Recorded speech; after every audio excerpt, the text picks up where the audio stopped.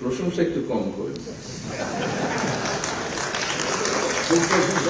যতটুকু আপনি করতেছেন, উপজেলার স্বাস্থ্য কমপ্লেক্সগুলিকে জনবান্ধব ও পূর্ণাঙ্গ চিকিৎসা হাব হিসেবে গড়ে তোলার কাজে আজ থেকে আপনাদেরকে আত্মনিয়োগ করতে হবে। চিকিৎসা সেবা প্রত্যাশী প্রত্যেক জনগণের পাশে আপনাদেরকে নিয়মিত সুদৃঢ়ভাবে ইমানের সাথে আপনাদেরকে দাঁড়াতে হবে। স্ব স্বাস্থ্য সেবা প্রতিষ্ঠানকে সকল দুর্নীতির ঊর্ধ্বে রাখতে হবে। অনিয়ম মুক্ত আদর্শ প্রতিষ্ঠানে পরিণত করতে হবে।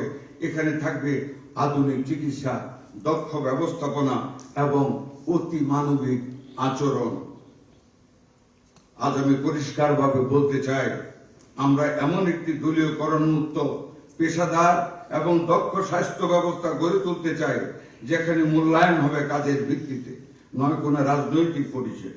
জনগণের ট্যাক্সের টাকায়, ঘামজরা রক্ত জরা সেই টাকায় পরিচালিত এই খাতে জনগণের প্রতি দায়বদ্ধতা আমাদের সবার, আপনাদেরও নিশ্চিত করতে হবে। আপনারা যদি পরিবর্তনের অংশ হতে চান, তাহলে এখনই সময়।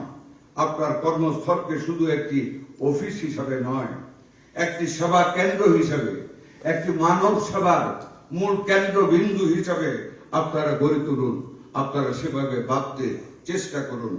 দুর্নীতি ব্যবস্থাপনার বিরুদ্ধে কঠোর অবস্থান নিয়ে আমাদের মাননীয় প্রধানমন্ত্রী জিরো টলারেন্সের কথা ঘোষণা করেছেন। আমাদের প্রধানমন্ত্রী ইতিহাস সৃষ্টি করেছেন। 16.5 ঘন্টা একটানা সংসদে বসে জনগণের কল্যাণ করার চিন্তা করেন। আর তারই কারণে প্রিয় সুধীবৃন্দ, এই 61 দিনের মধ্যে আমাদের মাননীয় প্রধানমন্ত্রী, এ যাবৎকালের শ্রেষ্ঠ রাজনৈতিক সংগঠক, তিনি বিশ্বের সর্বশ্রেষ্ঠ 100 জন মানুষের ভিতরে উনার কর্ম উনাকে জায়গা করে দিয়েছেন। আমরা উনার হাতকে শক্তিশালী করার জন্য আজকে আমাদের প্রতিশ্রুতি দিতে হবে। আপনারা অনুধাবন করুন, এই প্রথম একজন মাননীয় প্রধানমন্ত্রী উনার অভিপ্রায় যে আমি আমার গ্রাম লেভেলের ডাক্তার কর্মকর্তাদের সাথে কথা বলতে চাই, ওনাদের সহযোগিতা নিতে চাই, ওনাদের সাহায্য নিতে চাই। সবার জন্য সুস্বাস্থ্য নিশ্চিত করতে ওনাদের কোনো বিকল্প নেই। কাজে আমি ওনাদের শুনবো, ওনাদের শোনা কথাগুলি আমার মাথায় ধারণ করব। আমি ওনাদের জন্য কিছু করব, বিনিময়ে ওনারা আমার দেশের মানুষের সেবা করবে, এই প্রত্যাশা নিয়ে আমরা কাজ করে যাব। একটি কথা আপনাদেরকে বলতে চাই, আপনাদের উপস্থাপকের বক্তব্যে শুনেছি উপজেলা হাসপাতালের, আমি আর 2-1 মিনিট নেই মানুষ কথা বলছি,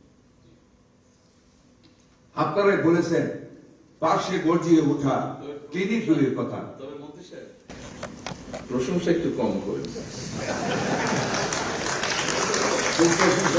যতটুকু আপনি করতেছেন সামান্য করেছে মাননীয় প্রধানমন্ত্রী।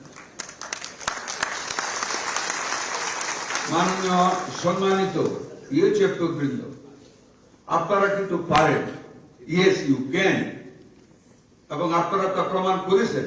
আমি শ্রদ্ধার সাথে বলবো যে করোনা আমাদেরকে জাতিগতভাবে নিঃশেষ করার পথে নিয়ে গিয়েছিল। আলহামদুলিল্লাহ আমাদের ডাক্তার, আমাদের নার্সদের অদম্য সাহসের ফলে, আপনাদের মেধা, আপনাদের নির্ভীকভাবে কাজ করা, পৃথিবীর যে কোনো উন্নত দেশের চেয়ে আমাদের মর্টালিটি হার কম ছিল সেই করোনায়। আপনারা জয় করেছেন করোনাকে। গত 17 বছরের সরকারি অব্যবস্থাপনায়, মিজেলসের ভ্যাকসিনের অভাবে, অ্যান্টি রেবিস ভ্যাকসিনের অভাবে আমরা যে সংকটে পড়েছিলাম, মাননীয় প্রধানমন্ত্রী অনিদ্রায় ভুগে রাতের অন্ধকারে আমাদের সাথে যোগাযোগ করে আমাদেরকে কাজে নিয়োজিত করেছেন। আপনাদের সহযোগিতায় আমরা সেই মিজেলসকে আমরা মোকাবেলা করতে সক্ষম হয়েছি। সারা বাংলাদেশ থেকে আমরা মিজেলসের টিকা সংগ্রহ করে আপনাদের সহযোগিতায় আমরা 5 তারিখ থেকে 18টি জেলার 30টি উপজেলায় কাজ শুরু করেছি। গত 12 তারিখ থেকে ঢাকা সিটি কর্পোরেশন, ময়মনসিংহ এবং বরিশালে কাজ করা শুরু করেছি।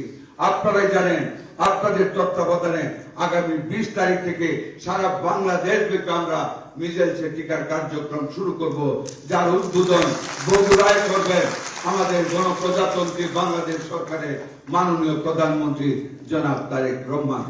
আমরা আপনারা বিভিন্ন স্পটে গিয়ে আমরাও সেই কাজের অংশীদার হব।